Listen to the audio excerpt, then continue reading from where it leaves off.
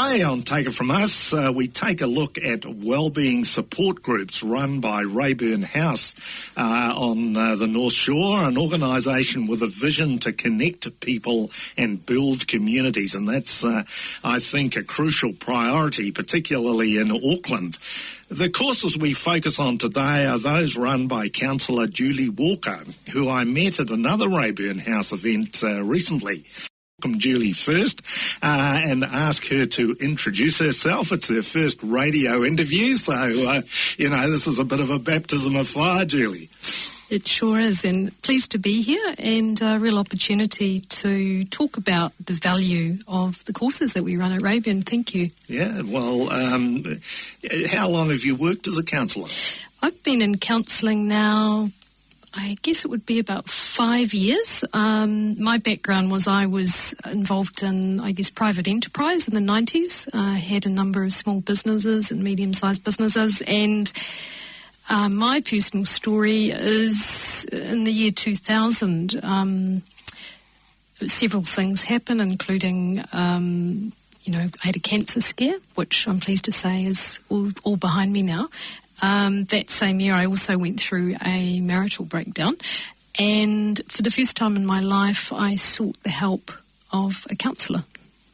And that introduced you to counselling? It did, and I realised the value in it. And so my interest in counselling, way back when I was in my late teens, I actually wanted to get into social work and counselling. And then life took a different direction. I ended up backpacking around the world and doing all sorts of things. However, when I hit the wall in 2000 and I needed help, I realised that this is something I really wanted to do. Yeah, well, it's lovely to identify a passion a bit later in life, isn't it? It is. Big change in your life from private enterprise to helping others, which has been the most satisfying part of your life? Oh, I feel that I found my path. I guess for me, meaning and purpose was always a driver. However, once, I guess, this is just my experience, but in private enterprise, once the thrill of building something is achieved, it's hard to get that meaning and purpose, I think. Whereas working in social support and counselling, every day you have meaning and purpose, and you know that even if it's just making a small difference in a big pond, it matters. Right. Well, it sounds as though you introduce compassion and empathy to your work, and our introduction today talked about the importance of, there is a campaign, in fact, to introduce empathy and compassion into healthcare. Are they priorities for you? They are. Actually, I recall when I was doing psych at uni, there's a wealth of research that proves, actually, that it's the relationship that heals. It's the therapist's relationship with the client that is the continual correlation, if you like, for good outcomes. So regardless of whether you use cognitive behavioural therapy or mindfulness or whatever modality, the relationship is key. If the relationship does not have trust and empathy, unconditional acceptance, then the therapy is not going to work. I suppose my key group that I facilitate, and we normally do 2 a term, is entitled Overcoming Anxiety. And these groups are funded by the Waitemata, DHB. So with a referral from a GP or from a professional health worker, they are free. Which is wonderful. They're normally around $100. People who, if you like, don't meet the criteria with their doctor can still attend, but they would need to pay. Right. Yeah, well, so you've been doing that 2.5 years, but you've also got a range of other courses. So this, you've mentioned overcoming anxiety and depression as well, is the course that you mentioned? Yeah, the two, anxiety and depression, are often closely linked. However, we do have other courses running there specifically on depression. I don't normally facilitate those. I'm more involved in the anxiety side of things, yeah. But you've also got courses on sort of ongoing wellbeing, parenting anxious teens and tweens, and also confidence, wellbeing and employment guidance, which sounds like a sort of a employment support service. Yeah, we've just completed one of those and are starting another one very soon. We found that for those who have been out of the workforce for quite some time, often self-esteem is not strong. And so in the course, we talk about, tips and techniques and ways to strengthen confidence and well-being, as well as we have professionals come in and speak on how to put together a good CV and what have you. So they have been really popular. Also, the Parenting Anxious Teens and Tweens, which we've just run one as a trial. My time at Raeburn House often has identified the gaps that are out there, and we're on the North Shore of Auckland in Northcote. And I just noticed in my counselling work and other support work that there were many, many teens and tweens who were suffering from anxiety, even to the point of not being able to attend school. And teachers in schools have been saying this is becoming a huge problem. And I've noticed it's actually now on mainstream TV1 and media recently. I saw a story the other night. So hence this group that we've started. Well, I think this sort of age group hit the headlines when there was an announcement that 15,000 teenagers and young children were prescribed antidepressants, and that's a doubling in the last 10 years. Many of these children were under 13, and I was very surprised because I thought there was some sort of a restriction on the prescribing of antidepressants to teenagers, but perhaps that's not the case. But what's your reaction to that? Sure. I suppose I should say this is my personal view rather than perhaps in the organisation's view. I think there is a place for medication when things reach a point that, the suffering of the child is intense and it's interrupting their life to a point where they can't really function. I mean, I think there is a place for a season of time. However, I think the answer really is in prevention and building resilience, and that's what the groups at Raeburn House are all about, really. And I would love to see all schools have programs going in for the kids, how to deal with the tough stuff. How to find ways of self-soothing, tips and tricks, even a little bit of CBT, cognitive behavioural therapy, which is age appropriate, obviously. But there's mindfulness, there's lots of things they can learn at a young age. Well, mindfulness, the Mental Health Foundation has a deliberate campaign and strategy to introduce mindfulness to primary schools, and I think that's happening, and with great effect. But are kids doing these things, getting outdoors? Sure. I guess as to why some people are calling it a tsunami of anxiety that's hitting our young people, I don't think there's any one particular cause. This is just my, personal view, I guess. I think it's a number of factors. For example, 28% of families in New Zealand now are single-parented. And so that means that the children, where there's children involved, have experienced the fracture of a family, and sometimes twice, maybe 3 times. Blended families present challenges. So that's just one factor. I guess the online media such as Facebook, phones, we do know that if you like has a hand in it. We don't know to what level, but if you think about say if a young person posts something, they may get instant gratification. They may get, 50 likes in a day. And so they're feeling good. Their self-esteem is feeling higher, perhaps in the brain, dopamine is kicked in, and this feels great. But of course, what happens when there are no likes? The opposite is true. And so that it's called the feedback loop between the action and the reward is getting smaller.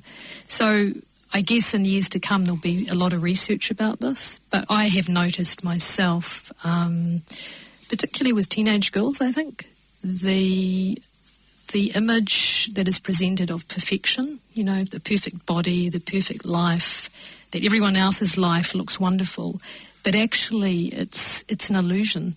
Well, if 28% of families in New Zealand are now single-parent families, that's hardly an indicator of perfection, is it? And, that's right. There does seem to be something of a credibility gap between this social media perception that life is perfect and the nitty-gritty underbelly of social issues which are prevailing in New Zealand, and I'm getting on a bit of a bandwagon.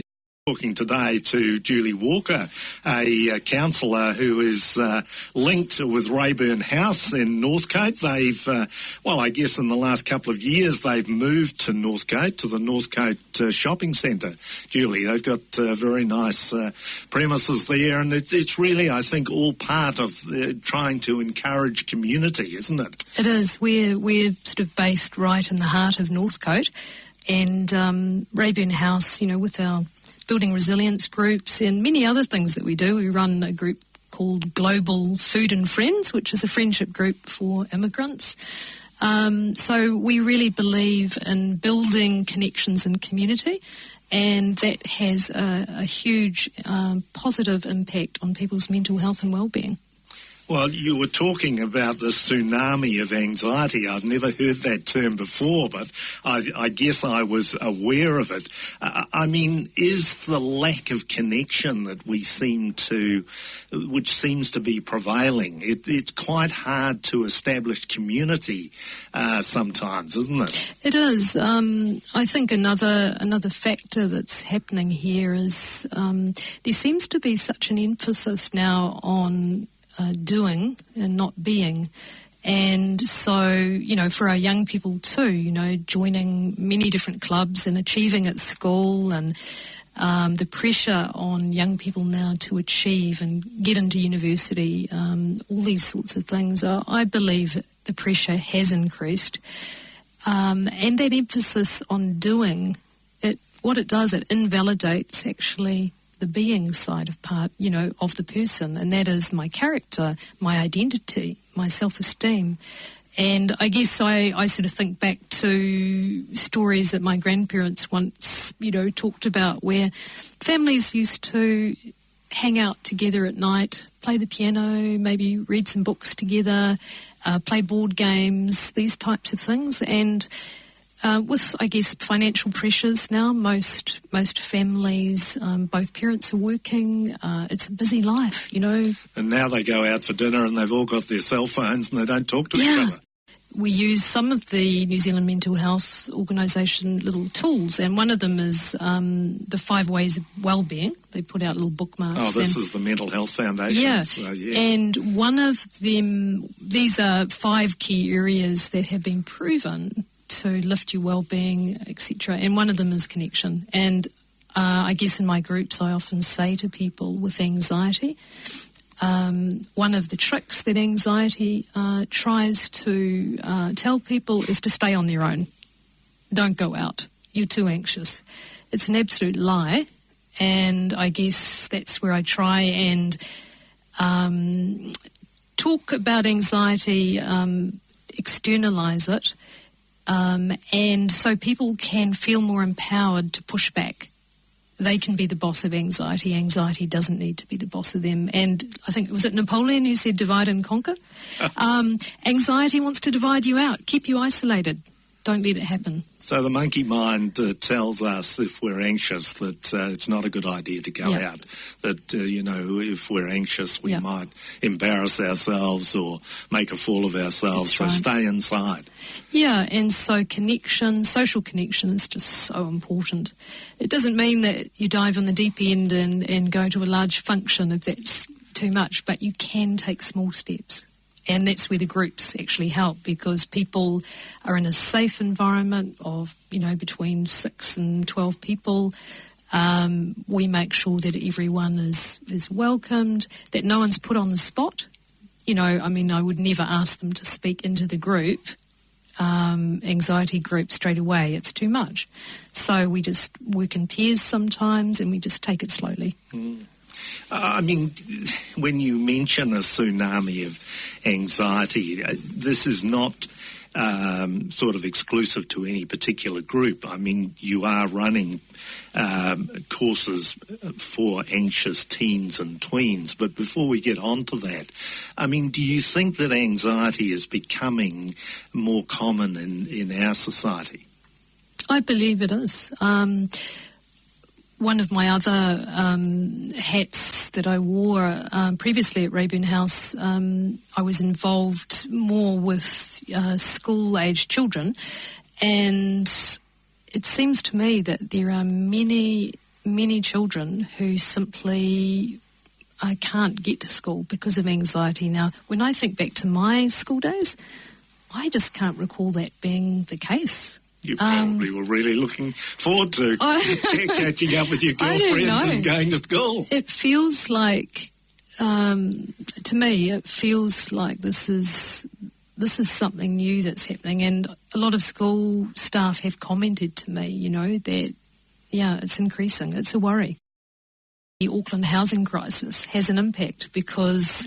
huge impact. The high rents or mortgages, parents can't take time off work to spend with their child because they have to pay the rent. And so it's a circle. Mm.